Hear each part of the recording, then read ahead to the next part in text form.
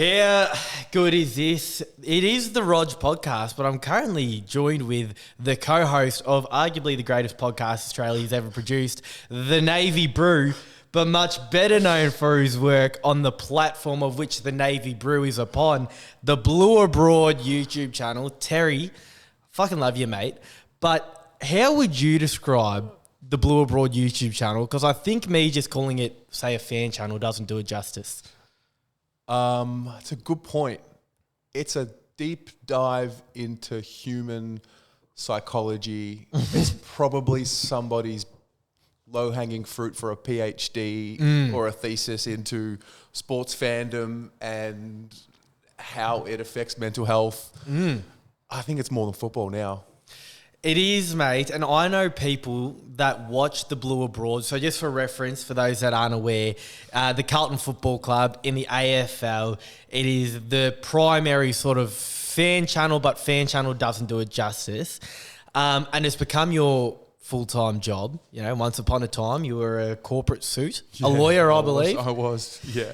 And I would think that quitting your corporate suit job as a lawyer because talking about your football club pays enough to be a full-time career, that's the literal dream. But I imagine now it's almost become quite a torturous existence for you. It's kind of like, what the fuck have I done? Yeah. How are you feeling about it, man? Because it becomes your identity, a football club, and when your identity is the laughingstock of the league, it must be difficult. Yeah, it's a humiliation ritual. And so hopefully on the other side of this are the spoils. Yeah, it's a great way you framed it there because it is the dream. Like, oh, wow, could this work? Could I do this? Now I'm doing it. And it's like, oh, you're kind of married to it now. But I mean, also at the same time, you have a choice. You can stop doing it anytime you like, go back to whatever life you want to live. Yeah, but a difficult aspect of that is if you change your career and you want to go from being a lawyer to perhaps being an artist. Yeah. And then you quit being an artist. Everyone's going to be supportive of you. That's okay. But when it's your football club, I feel that you might have a weight on your shoulders, a responsibility where if the main Carlton fan channel calls it quits, is that representative of an entire club and sort of the whole club calling it quits? I don't know. I'd like to think, and it's true, no one man's greater than the club. And that's maybe what the club needs to install a little bit more of, a little bit of that attitude. I mean, if I ever was to stop, life would go on. Be sad, but also we've done quite a lot over the journey. But no, I won't be going anywhere anytime soon. I'm glad, mate. I'm glad. Yeah. When we are this bad, which we are, like in case you aren't aware, in case you're someone that's not an AFL fan, we are historically the most successful club in the league, along with Essendon. Yet from pretty much the moment I was born, and you wouldn't be too far off, we have been the laughingstock of the league and enjoyed nothing but pain and misery. Where do you see the club at, and how do you see us turning it around? If ever. How long have you got? Well, you and I ultimately, we were told the story. It's like Santa. We were told the story of what the Carlton Football Club was, this great thing. It was excellence and winning and success, and like you just knew that they were going to win no matter what. I believe more in Santa than I do our football club sometimes. But like, have you gotten to a point in life, maybe it's taken me way too long, but I got to this point a few years ago, I was like, oh, everyone was lying. Like my mum was lying to me. Yeah. My uncle, the generation before, like they all saw something that was from a totally different world. We suck. We do. It's dysfunctional. There's too many egos. There's too many people getting in the way of the greater good, and we're just getting in each other's way and we turn on each other, and it's just toxic. I've always had the optimism. I've always found the optimism, and you had no alternative but to find the optimism. But it feels like as a collective, as a club, we've reached this point as a supporter base where the optimism's gone and we accept, oh no, we are now St Kilda. We are now just forever shit. That's who we are. Like that's what it feels like. Do you still seek the optimism? Because often a football club can be quite symbolic of, life itself and drawing the parallels between them. It seems like we are in this bottomless pit of misery. Do you still search for the morsels of optimism to get yourself through, or do you just wallow in the despair and maybe the acceptance is an easier way to get yourself through it? For sure. if I didn't find the optimism, I wouldn't be doing the channel anymore. Honestly, I would.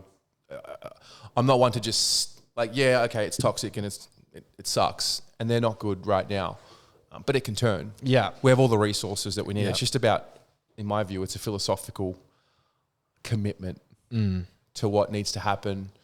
Putting the club first. Do you ever feel a pressure to be the figurehead of optimism, given we have a bad rep, the Carlton supporters? Yeah. We have a bad rep for turning on the club, sacking the coach, turning on him.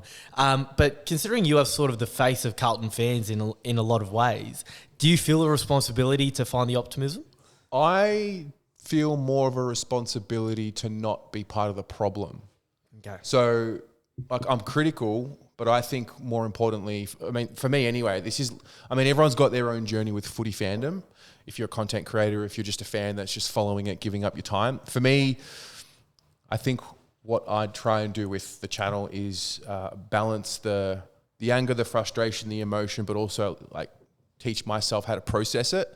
So if you watch early days, I didn't know what my voice was. I was like, am I meant to be entertaining here? Am I meant to be outraged? Analytical? Yeah, what am I meant to be? And then at some point you realize, who I am. I try and live my life as balanced as possible. I think that's the journey. That's the search. Yeah. And so when it comes to the channel, I just try and listen more than what I speak, which is why you see fan cams, which is why you see a lot of people coming on the show. It's more of an outlet for the fan base to come on and say whatever they've got to say and process it and get through. And then you realize tomorrow comes, the next week comes, round one's coming next year.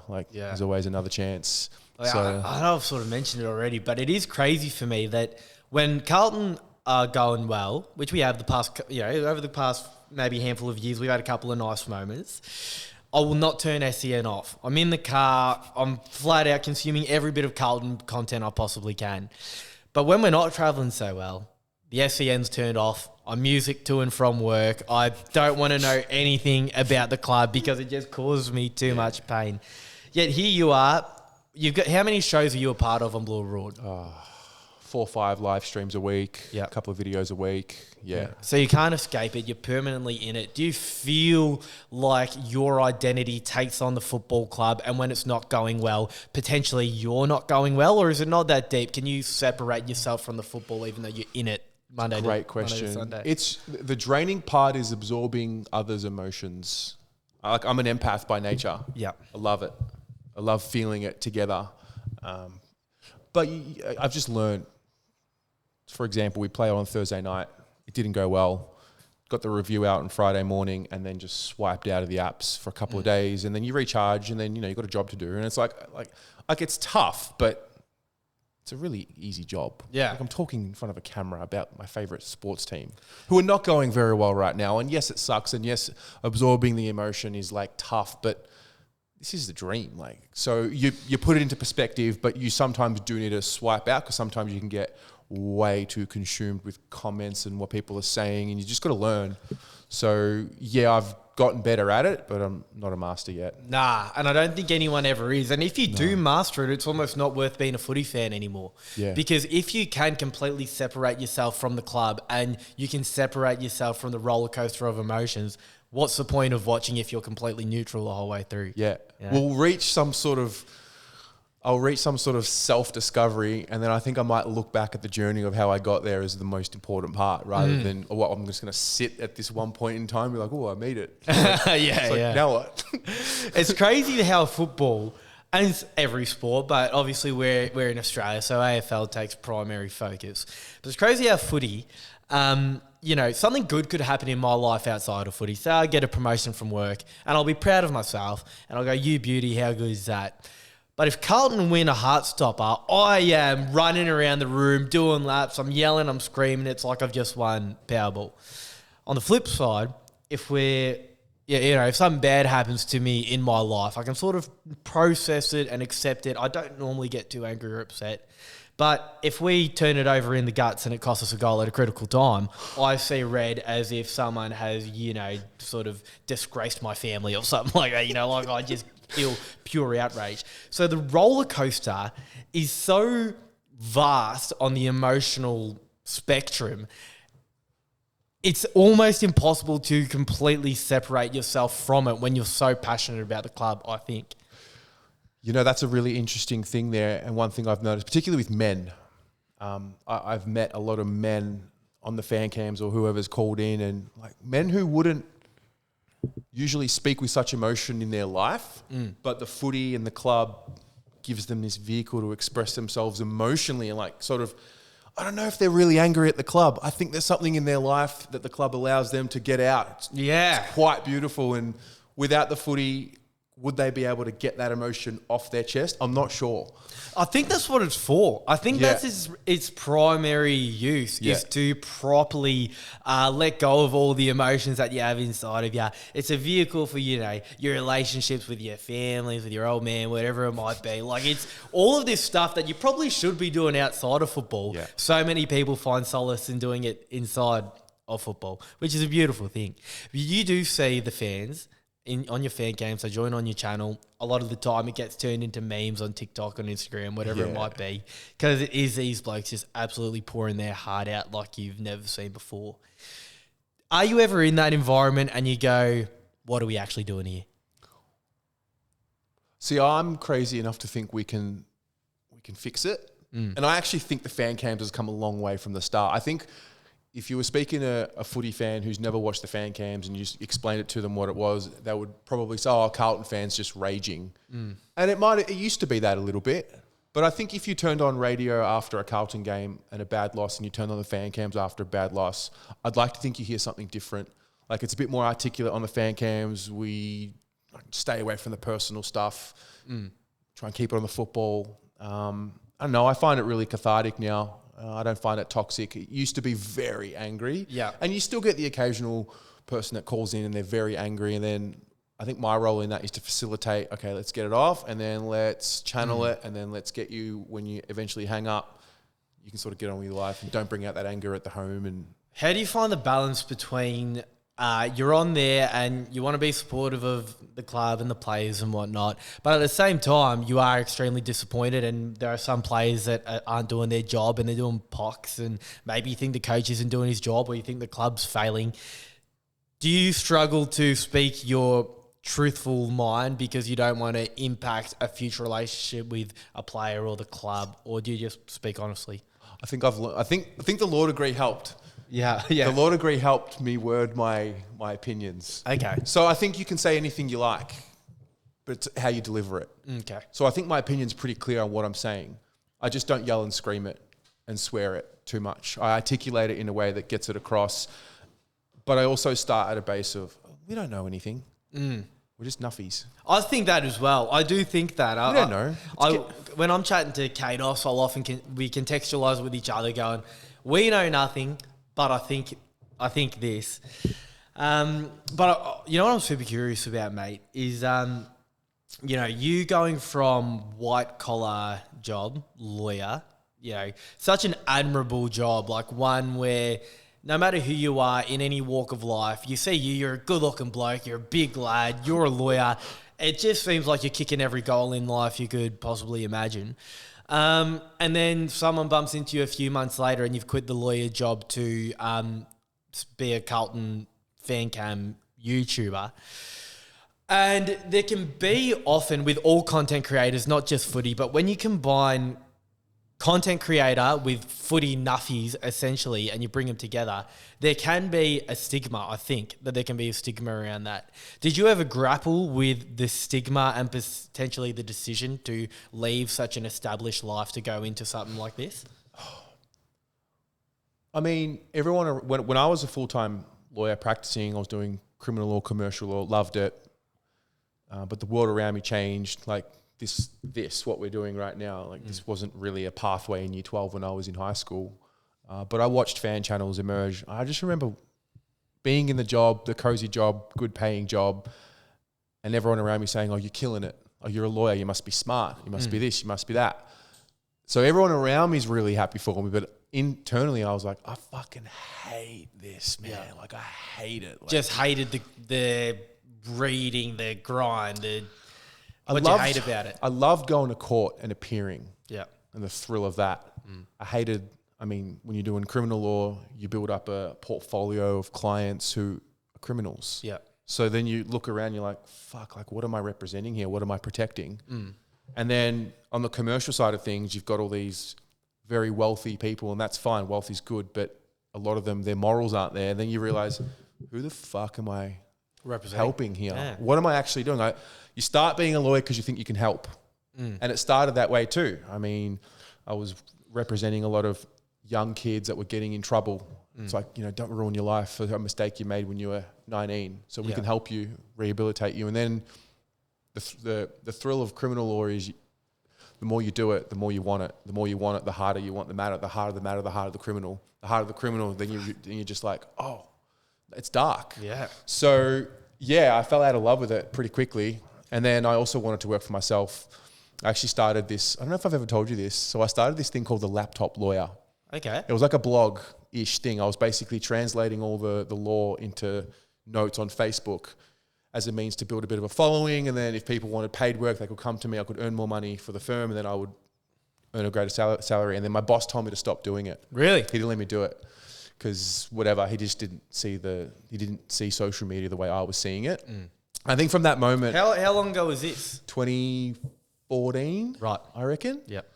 And because I always saw the power of social media for like what was happening. So I wanted a piece of it. And then I think from that point on, combined with my lack of love for the profession, I realized I wanted to work for myself. But then there was a whole journey to get to the channel. Like I moved overseas and then we got there. I'm curious about the law stuff. It's not the reason why I got you on, but obviously you're a lawyer. You're representing criminals. How was your relationship? I know it would have just been a working relationship, obviously not a friendship, but when you're working with a criminal and you're representing them, what was that experience like for you? It's conflicting. And I got out pretty early. I was 3.5 years in. At the start, it was people who I still thought were good people, and they just made mistakes. And I think for the most part, they're the people that I represented. And so you can justify that, like he just made a poor error. Someone might have had a few too many drinks, got behind a car. Yeah, didn't kill anyone, but didn't go that far. But so you can justify it, and then eventually you start representing some serious people, and you start realizing, like, okay, what am I doing?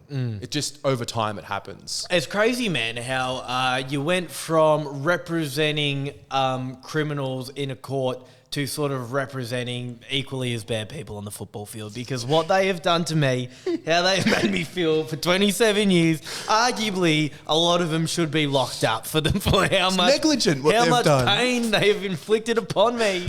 They almost deserve it. Yeah. But were you always passionate about broadcasting? Not really. Nah.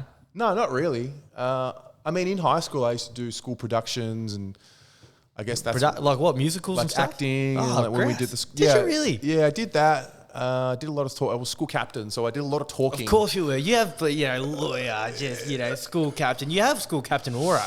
Do I? Yeah. True story. I in grade 6, right? There were certain there were school captains and whatnot, and I didn't get the school captain. Spewing. But then there was house captains, and house captains were arguably cooler. They were like the more sporty kids rather than... But I came dead last in that as well, so I didn't get the house captain. I haven't got the sport captain. But they're there, they're rewarding all the badges out at the primary school, right? And they go, all right, no one's put their hand up to be the music captain. Who wants to be the music captain? And I look around. I don't know the first thing about music. I go, I'll be the music captain. So I got to walk around with a little badge on. I never got asked to do anything all term, but I was stoked with the honour. Love that. Yeah. No, but you've got energy about you where you're a goer, you're a doer, you've got like. Yeah, I think goer is the right term. You're having a go. You're having a crack. I'm having a crack. You're having a crack. Yeah. Not back then. No one else thought I was having a crack. They thought you are the music captain at best. But back onto the Blue Abroad. Do you feel a part of the club? Or do you feel completely separate from it? I feel a part of the fan base. I don't think I feel a part of the club, but I do feel a part of a good section of the fan base who have made, I'm grateful for it and humbled by it, but who have made watching the channel part of their routine. Whether it's the team show or whether it's the fan cams or whether it's the Monday night show. So I feel a part of that because people will message me or send me a photo of like one of the shows in their living room Yeah. while they're having dinner. So I feel a part of that. Do you think about that stuff much? It's a crazy thought, and I've, experienced it myself, but where you think you're a part of people's lives, like you're a regular rotation in so many people's lounge rooms or phones or whatever they might be doing, that you are a regular fixture in people just getting through their week. Yeah, it's cooked. It is, isn't it? Yeah, it's wild. I don't know if I have ever had that in my mind when I started doing it. In fact, no, I didn't. But when you see it happen, that's where maybe the sense of responsibility comes. Yeah. To just be professional, make sure the product's good and make sure it flows. But yeah, it's pretty insane. So how much relationship do you have with the club then? Because I think, and I could be putting words in your mouth, but when you first start a fan channel, or you just want to talk about the club, or you're just a supporter, the ultimate dream is to be in the club, like to be in and around the boys. And, you do get exclusive interviews with some of the players, and you get exclusive access to training and all this sort of footage and all the rest of it, which is absolutely awesome. But what relationship do you have with the club? And, when you first set out, what relationship did you want to have with the club? No, see, for me, I always set out, I was like, I want to do this. I want to document the journey to the flag. From 2018, we won 2 games. That was the start of it. And then was that like prime sort of GWS reject? Yeah, 16 men on the field, that type of situation. I never, and to this day, I don't have a relationship with many of the players. I sponsor one of them, so I sort of know him, know his family, but I've stayed away from getting too close with the players. And I think it has to stay that way to remain impartial. I don't think I can work for the club. I think Blue Abroad doesn't work if I work for the club. I think it works if I work alongside. So I think it's parallel. Yeah. I think there needs to be a relationship personally, but I don't need a job from them. I don't need to be on the payroll. I make my own money. I'm good. I mean, alongside's definitely great, but I have no idea, the club, fans going on, venting on YouTube. Is that something so maybe they're not supportive or non-supportive, they're just sort of oblivious to it. Yeah. But are they happy with what you're doing? I don't know. Don't know. So I think there's a few there that are a little bit old, a lot of people that are a bit old school, and they can initially maybe see it as a bit of a threat or a competition, as we've spoken about. But I don't think that that's widespread. I just think that's a big section of what's inside, and I just think they don't understand what's happening. So if fans don't come on fan cams, and if I didn't exist, someone would have done it. Of course, yeah. So the way I see it is you are getting a free window, if you're the club, into the sentiment.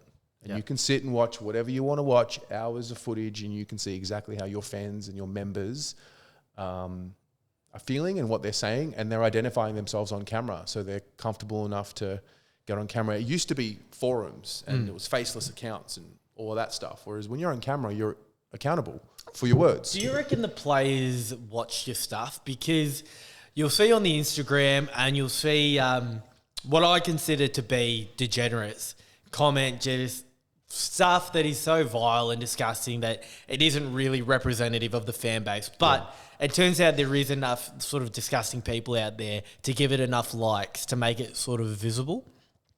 And I think the players would see that, and I would hope they're smart enough to go, oh, this isn't real. This is just sort of the bottom 1% who just want to be pricks for the sake of being clowns on the internet. But then you've got the Blue Abroad channel, and it feels like real people. It doesn't feel like you're looking at, people there just to stir shit. You're looking at real fans, and, I know that this is wild, but me being part of the Div 12 Resies, if something pops up where there's people talking about it or there's a fan edit or whatever, I love watching it. Do you reckon the players watch and see what the fans of the club are actually saying about the club and the players? I don't know. I reckon some do. I think their families would for sure. Yeah. And that's the other part where the responsibility comes in. I don't get it right all the time. I've gotten it so wrong over the years where I've maybe overstepped the mark, got a little bit too emotional, a little bit too invested. Anything you can remember in particular? Is there one time where you particularly regret, I shouldn't have said that? Yeah, one big regret. I remember I called Lockie Plowman a fraud. Oh, really? Yeah, I was really mad. Liam Jones got knocked out in 2019, and I saw the footage, and he was smiling, and it was just taken out of context, and that was early days. Did Did you regret it immediately as it fell out of your mouth? Yeah, immediately. Yeah. Immediately after I posted it, I was like, I always self-reflect. And I was like, fuck, is that really? Because also at the time, it was 2019. I didn't know, I was still experimenting. Like, am I trying to be funny? Am I trying to be outrageous? What am I trying to be? I wasn't even living in the country at the time. So, but I was mad. I was genuinely mad. Like, why are you smiling? Your teammate's knocked out. I just didn't articulate it the right way. And I always regretted that. And always, and he also copped a lot of shit as well. I was going to say, it's worse when it's the whipping boy at the time. You know, there's always a whipping boy when things aren't going well, and everyone wants to blame the one player as if that will solve the entire hierarchy of the club's issues. And Lockie Plowman was that guy for a while. Yeah. Unfortunately. And there's mistakes all the way through. How you learn, though. I'm not perfect. And that's the other thing about this. It's just like a journey of self-discovery. Like, I'm on fucking camera. People have like watched me grow up and learn on the fly. I don't know what I'm doing. Kind of have a bit of a grapple on it now, but still don't know. There's no blueprint. There was no one before me to like call and say, hey, how do I do this? Yeah. Sort of a trailblazer in a lot of ways. Yeah, in Australia anyway. Like the inspiration was what I was seeing in the Premier League and in America. And America's pretty outrageous. Arsenal Fan TV was pretty outrageous. And so at some point I took the inspiration from them, but then I realized, no, I don't want to add to what's already a really tough situation for players. And like AFL players are so close to us. Like they'll walk down the street.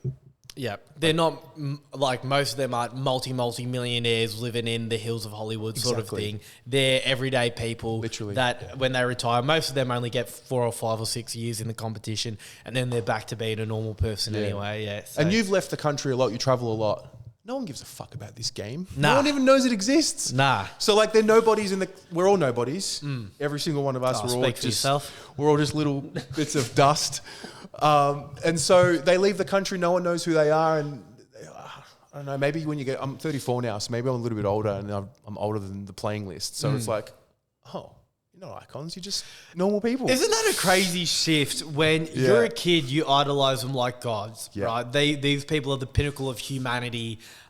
If not excelling past humanity and just they're everything you want to become and more. And then you reach an age where a kid gets drafted and you look at him and you go, holy shit, man, like you are a kid. Yeah. You're a proper kid. You're younger than my brother. You're a boy. We're still trying to figure ourselves out. Yeah. Can you imagine these guys who get put on this pedestal because they're great athletes, they play this beautiful game and they're in the top 1% of those who can play the game in the country or in the world. But they're still figuring out who they are outside of this game. So that's why I empathise with them. And to go back to your question, I don't know if they all watch, but I know a lot of their families do. Yeah. And I think the players can handle it for the most part, but what's hard is when your family members are affected by it. And so it's tricky. I'm trying. I've seen that firsthand, and I'm like, I'm sure you see it more obviously, but I've seen it where a family friend got drafted to a club, and he was the whipping boy, and he was all right, like he can. But the family were an uncle was commenting on posts and whatnot because, as you would, some people might think how ridiculous you're commenting on the post defending your boy, but. When it's your family and they just get rinsed on comments by hundreds of people and they're just out there trying their best and they're in the top 0.1% of footballers in the country, I can see why it would irritate. Absolutely, yeah. Do you feel when you're talking to the players, we were speaking about how, your kids, you idolise them as gods and all the rest of it. How do you go when you're chatting to a player feeling like, I suppose, equals or not feeling like the nuffy fan that might harass them at a shopping centre? Because sometimes you can have that imposter syndrome. I've felt it, where you're chatting to a player and you're like, am I wasting his time? Does he not want to be here? Am I just some nuffy fan? Or does he cherish me for being an active participant in this game of Australian football and he's happy to chat to a guy who loves his footy? I just try and humanise him. So I haven't done a player interview since last year. I haven't really focused on them this year at all. But when I do a player interview, really any interview, it's just humanise them. Yeah. I'm not overawed by players anymore. Good. At all. Maybe Cripper. Well, he is now. You're talking God. He's my motivation for us winning a premiership. At times it's been, I'd love to have that moment with me old man or with me uncle or, for myself. I've been through when my old man gave up on the club, I would sit there by myself and just watch us get belted by 150 points every week at our, Bolton Teague sort of era. Yeah. I'll sit there and go, it'll be worth it one day. But my motivation now isn't even for me. It's not even for the family. My motivation is entirely for Cripps. Yeah. Just hold the cup up. Just the photo. Cripper holding the cup up. Like, if there's a world, do you think there's a world? It's funny. I asked you at the start of the year when we did Ep 1 of the Navy Brew on Lygon Street having a coffee. And I asked you something along the lines of, what percentage chance is it that we don't make finals this year, or something? How many worlds we don't make finals? What did I say? I can't remember, but it was something like, 1 in 10 we don't make finals. It was something that, and I was with you at the time. It wasn't a hot take. It was like, no, fair enough. We are guaranteed to make it. And now you look back and you think, fuck, how silly were we? So silly. I remember thinking that some darkness would happen this year when I did my season preview, but then when I did my ladder predictor for the season, I thought, 16 wins. Yeah. 15, 16 wins, easy. Like, we'll split the Collingwood games, split the Hawthorn games. Not to be. Not to be. Not to be. Isn't it crazy how you can so consistently for us, for 27 years, so consistently fall into the delusion? I remember in the Bolton eras and the Teague era, we get all these former early first round draft picks in for the Giants, and I'm looking at the optimism pre-season. Admittedly, I was in early high school, but I'm looking at it going, I think that we could surprise a few here and really bob up and make finals. And year after year, it will just get proven to be so wrong. Is that our fault? I think so. Or is that the club's fault for selling it? Because it is their job to sell it. It's their job to sell it. And, as a supporter, it's my job to buy it. But, I remember being at a musical festival maybe 3 years ago, and a bloke said to me, he's an old mate of mine, and he goes, you don't still believe in that football club, do you? And I said, yeah, of course I do. And he goes, what is it with you Carlton supporters? Every year you think things are going to change. And he goes, nothing's ever going to change. And I thought that he's just an arsehole opposition supporter taking the piss. But he consistently gets proven right. And you start to think, is there something in the walls? Cameraman Daniel, the everything man of the show, he's an Essendon supporter. He's enjoyed it as well. Is this fixable, or are we destined to despair for another decade? No, it's fixable. Yeah. But it takes proper commitment, like proper philosophical change, biblical change. What is change, though? Because there's sack the coach change, and then there's what is change? It's I believe, again, guessing. I know nothing at all. I'm just making as educated a guess as I can with all the information that I have, which is press conferences, media releases, and what we see on game day. But just there's something on the inside in the minds of how it all operates that I think can change. I don't know if we're fully on the same page as a club with our identity. Like, that's an interesting take. Are we this ruthless, arrogant team that winning's everything, or are we this new school human being? And then like the old school will like push back on that, call everything woke, and then the new school's like, it's not woke, we're just inclusive of everybody, we just want like footies for everyone. And then the old school's like, nah, but John Elliott, it's the battle. There is a battle going on. Everyone needs to get on the same page.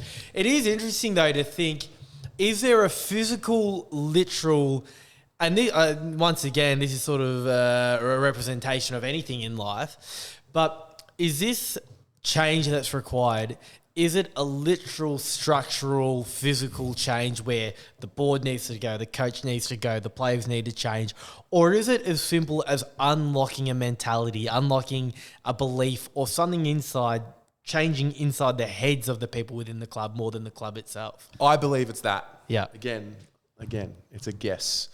I believe it's that. Because we've changed the individuals, we've changed the coach, we've changed the fitness guy, we've changed assistant coaches before. Maybe the makeup of the board could change, but it could be new faces, same problems. Yeah. If I offered you, right, hypothetical question. Yeah. If I guaranteed you a premiership, but we won't win a premiership until that amount of years, what's the point where you're willing to accept it? As in, say I offered you right now, I guarantee you will win a flag in 25 years. 25 years, I guarantee you will win one, but we're not going to win one in the next 25. Would you take it, or would you just let the natural order resume and hope that we win one before 25? From today? From today. Like, where's that cutoff point where it's like, because if you offered me and you won in 5 years, there's no doubt about it, we'd take it. Without a shadow of a doubt. It's a great question. Where's the cutoff where you go, you know what, I'm willing to roll the dice and just back in nature? Selfishly, I'd want to be alive for it. Oh, well, 100%. If you offer it, if it was us. Is that all right? Like, can I be alive for it? Oh, mate, if you offered me one after I died, I think I'll have to pass on that one, I reckon. What if I offered you a dynasty, but you weren't alive for it, and you had to pay it forward to the next generation? No interest. I need to be alive for it, man. Otherwise, what's the point? Yeah. You know, so, if you offered me one premiership, while I was alive, and then the year after I died, the whole world exploded, I'd probably take it. Yeah, because I'm going to be dead, you know? Fair. Yeah, 25 years. I mean, if you guaranteed it to me, you said for sure in 25 years, it's like... And you're happy to resign yourself till we don't win one in the next... Do we come close? 25? We come close? I reckon if I gave you the ultimatum right now, 25, you wouldn't resign yourself to 25 years of no flag. Daniel, Bombers supporter, have a think. What do you reckon? 12 years. So if I offered you right now 13 years, Bombers win a flag, but you're not going to win one in the next 13. Kids will be starting to get good around the time they can. Yeah, well, that's what I'm thinking. Like, you tell me 25 years, I can have a few kids. Yeah. Build the clan, and then together we can experience it. Right, okay, so 25, you'll take it, but not 26. All right, well, fair enough. I think for me... That's one of the best hypothetical questions I've ever been asked. No one's ever come up with that. Yeah. That's good. Well, I think for me, it's probably... I don't know that this might be... It's 10 years.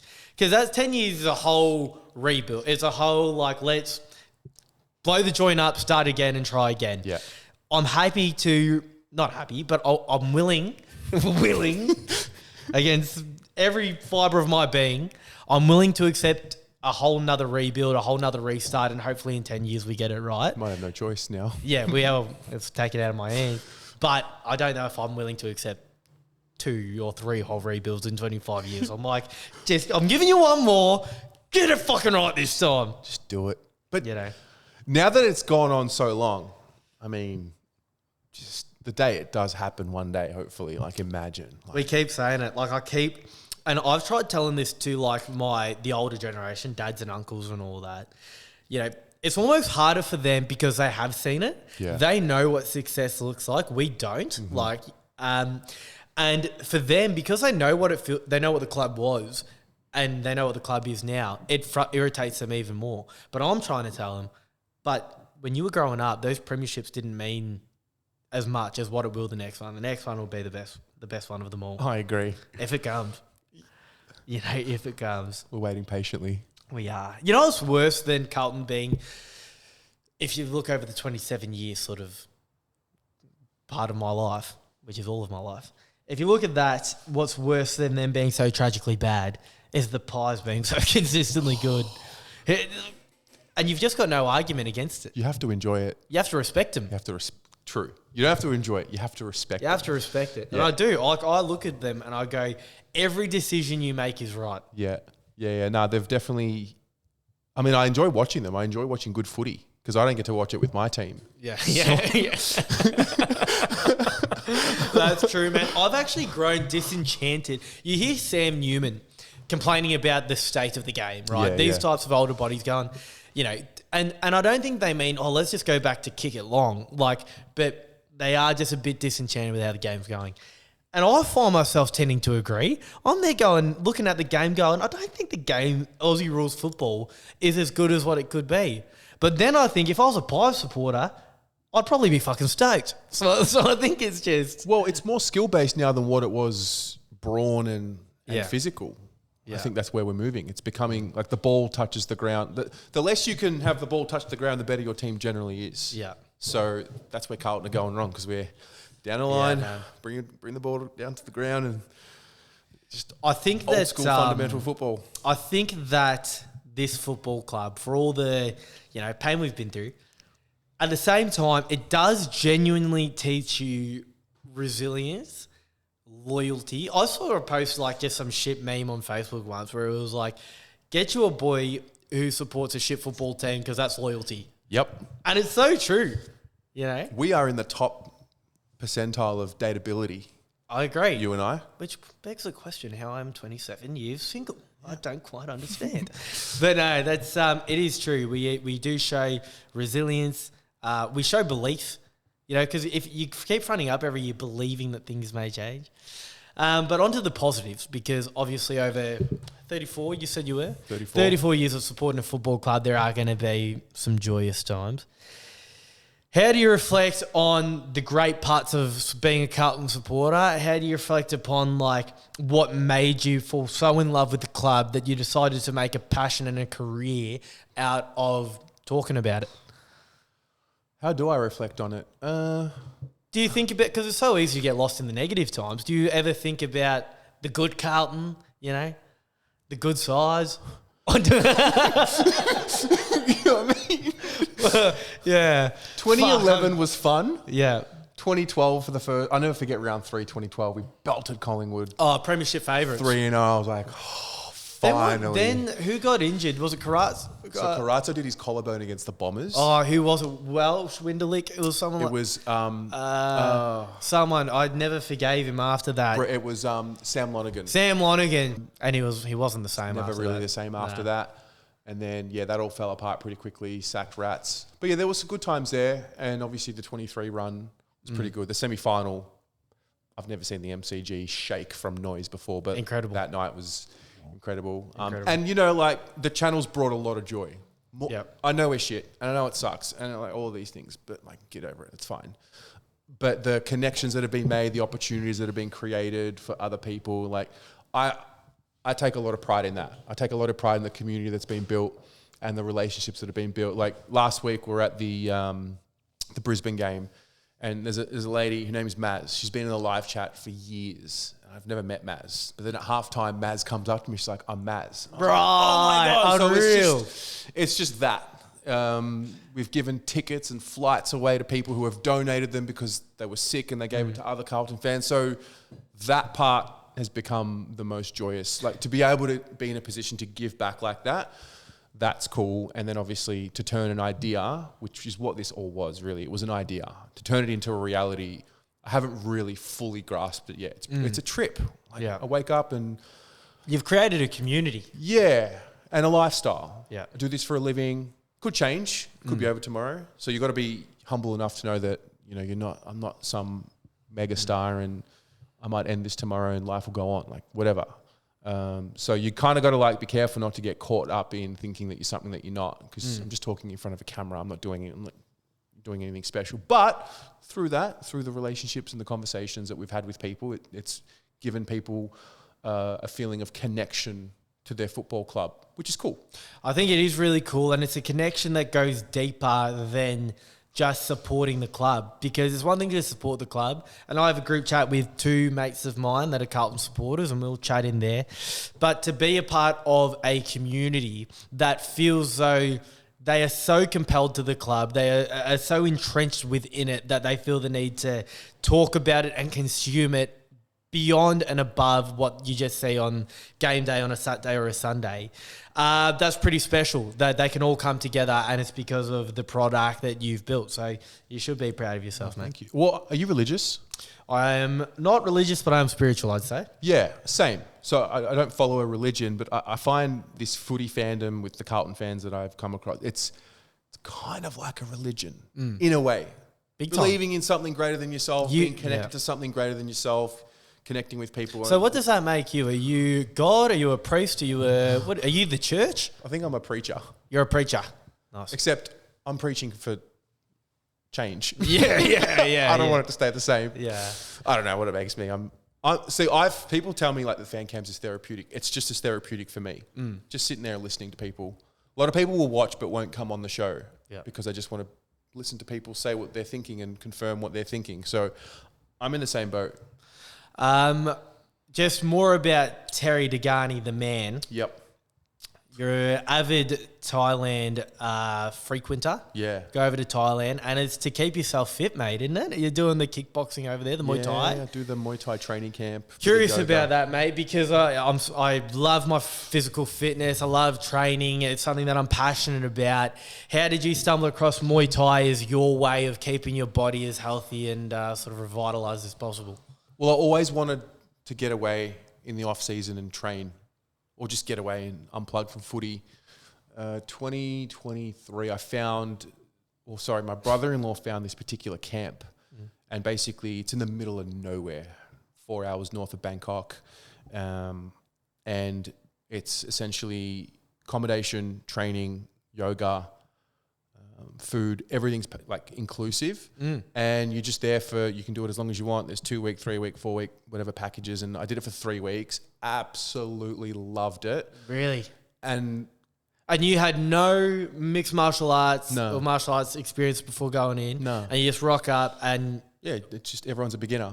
Everyone's a beginner. Yeah, I mean, That's gross. It's not like, so I did it for 3 weeks, and when I left, I knew I needed to go for longer. So 24 going into 25, I went for a month at this camp, and then I went for another 3 weeks at other Muay Thai gyms, because I realized it's a culture there. You can go to Koh Samui, you can go to Phuket, you can go anywhere, and you can find Muay Thai gyms. But what drove you to do it, Because a lot of people get into mixed martial arts because they want to be able to defend themselves. Sometimes, some people are bullied at school and they want to, just know that they can fight back, whatever it may be. Is there anything that went, I wouldn't mind being able to use my body as a weapon, or was it just purely an escape from the normality of the real world? No, honestly, the whole pre-season camp stuff now is just to sharpen up the mind. Yeah. Like, the training's cool, the training's fun, the cardio is great, learning the martial art is cool.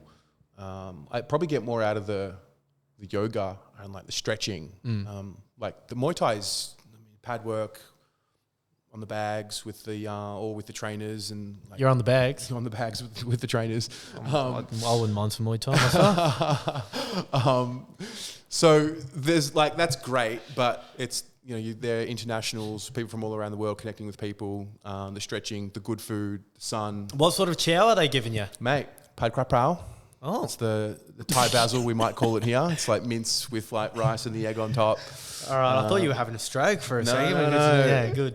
But yeah, the food's all clean. So I go to this one particular place, and then after that, I go travel around Thailand and just go to other gyms. I found this other gym in Koh Samui, which is great. And just It appeals to me. yeah, It appeals to me. I highly a lot. recommend it. Yeah. What would it cost to do a trip of Muay Thai? If a camp? I mean, they increase their prices every year. Everyone does, mate. Everyone does. How about the meat pies at the fucking G? Yeah, I know, right?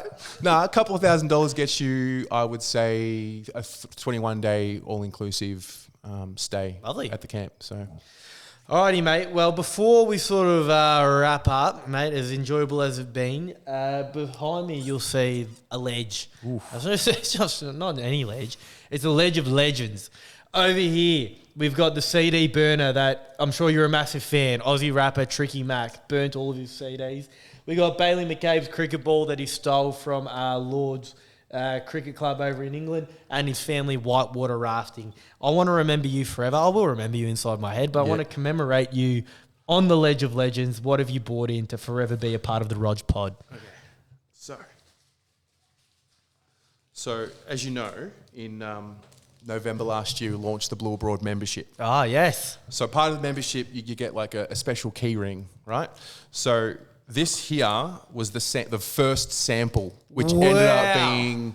I ended up going with it. Didn't need to see another sample. It was perfect. Yeah. So it doesn't have a number on the back because, members have numbers, but this is the very first sample of the Blue Abroad membership keyring. Mate, So we'll put that on the ledge. You can take it out of the plastic if you like.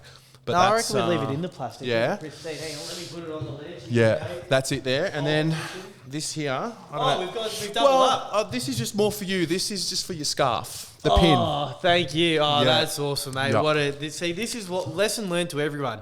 Never subscribe to the Blue Abroad YouTube channel. Just start a podcast and invite the bloke on, and you'll get everything for free anyway. All right, before we wrap up, Terry, Yeah. I want to do a bit of a quick fire. Just one word or, a short answer, whatever you like. I've just got a handful. Get inside the Carlton brain of a Carlton fan. It's easy to forget that who we are now watching the club, we were once just that kid that loved footy. Yep. So let's rattle off just a handful of these. Let's do it. Favourite player? Mark Murphy. Best player to play for Carlton? Chris Judd. Can't disagree with that. Player you'd most want to have a beer with? Mark Pitternet. Yeah, strength. Yeah. After, would you have answered the same way if he hadn't unloaded a barrel from 60 last weekend? I would. Good to know. Yeah. Favorite coach? Vossi. Yeah. Yeah. I'm glad to hear it. Yeah. It's funny how the paradigm has shifted. It seems like not everyone, but a vocal majority wanted him out. Yeah. And then he came out and did that big spiel after the death threat. It reminded me of, when Donald Trump got shot. Yeah. And then after that, his popularity went up. Yeah. It's like Vossi. I'm not saying he's the same as the Trump star, but Vossi got a death threat. He's turned it into poured his heart out, and everyone's like, oh, I'll back you in, Vossi. I don't want you to die. Yeah. Favorite moment? Oh, sorry, just quick. I don't know. I've said let's do a quickfire segment, and I've just gone on about a 15-minute rant. But getting back to the quickfire, favorite moment?